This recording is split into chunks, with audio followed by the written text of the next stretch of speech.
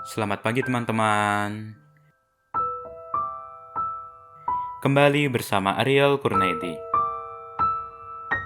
Kita akan merenungkan firman Tuhan dari buku Renungan Pagi, Anak dan Pelajar. Yesus sahabat terbaik dan setia. Yang disusun oleh Pastor Dr. Marolop Sagala. Mari kita awali dengan doa. Bapa di sorga, kami akan belajar firman-Mu. Tolong kami supaya firman-Mu menjadi pedoman dalam hidup kami hari ini. Dalam nama Tuhan Yesus kami berdoa, amin.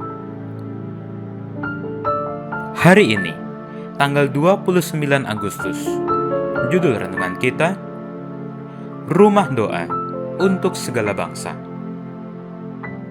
Ayat hafalan, Markus pasal 11 ayat 17. Lalu ia mengajar mereka, katanya, "Bukankah ada tertulis, rumahku akan disebut rumah doa bagi segala bangsa? Tetapi kamu ini telah menjadikannya sarang penyamun." Catatan kitab Injil Markus memberikan gambaran bahwa setelah Yesus mengutuki pohon ara karena memberikan pengharapan palsu, daunnya banyak, tetapi buahnya tidak ada, Yesus meneruskan perjalanannya ke Yerusalem.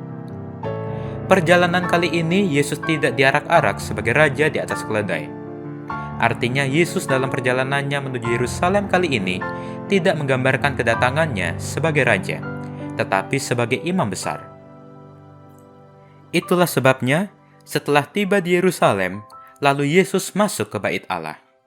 Sebagaimana yang tertulis di dalam Matius pasal 21 ayat 12. Sebagai seorang imam besar, maka Yesus bertanggung jawab dalam pelayanan di Bait Allah dan kekudusan seluruh kegiatan di situ. Fungsi dan tujuan Bait Allah adalah untuk kehadiran Allah di antara umatnya. Itulah yang Tuhan katakan, "Dan mereka harus membuat tempat kudus bagiku, supaya aku akan diam di tengah-tengah mereka." Sebagaimana yang tertulis di dalam Keluaran pasal 25 ayat 8. Tempat kudus artinya Bait Allah. Itu sama dengan rumah Allah. Rumah Allah adalah tempat bertemu antara Tuhan dengan umatnya. Rumah Allah disebut juga Gunung Kudus Allah. Dan Tuhan berkata, "Sebab rumahku akan disebut rumah doa bagi segala bangsa." Sebagaimana yang tertulis di dalam Yesaya pasal 56 ayat 7. Allah merancang Bait Allah adalah untuk maksud pertemuan dan persekutuan antara Tuhan dan semua umatnya. Kalau disebut bahwa rumah Allah di mana Dia hadir di tengah-tengah umatnya dan disebut juga rumah doa, maka semua kegiatan di sana adalah harus kudus. Rumah doa artinya bahwa umat-umat Tuhan berkomunikasi dengan Tuhan untuk menyampaikan permohonan dan menyampaikan ucapan syukur dan puji-pujian. Tetapi kenyataannya, sesudah Yesus masuk ke Bait Allah itu, mulailah ia mengusir orang-orang yang berjual beli di halaman Bait Allah. Sebagaimana yang tertulis di dalam Markus pasal 11 ayat 15 bagian B. Orang Yahudi, khususnya para pemimpin rohani, para imam-imam, telah menyalahgunakan bait suci itu. Itulah sebabnya Yesus yang datang, yang adalah sebagai imam besar dalam Bait Allah yang sesungguhnya, Dia bertindak membersihkan kegiatan dalam Bait Allah. Lalu ia mengajar mereka, katanya, "Bukankah ada tertulis, rumahku akan disebut rumah doa bagi segala bangsa?"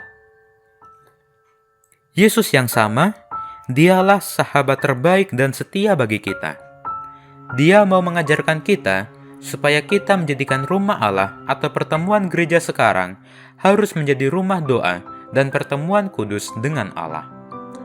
Mari kita akhiri dengan doa. Bapa di sorga, terima kasih untuk firman-Mu hari ini, di mana kami diingatkan bahwa kami harus menguduskan rumah Tuhan, karena itu adalah kudus bagi Engkau. Dan tolonglah kami, supaya kami juga boleh bertindak dengan benar di dalam rumah-Mu. Inilah doa kami, di dalam nama Tuhan Yesus kami berdoa. Amin.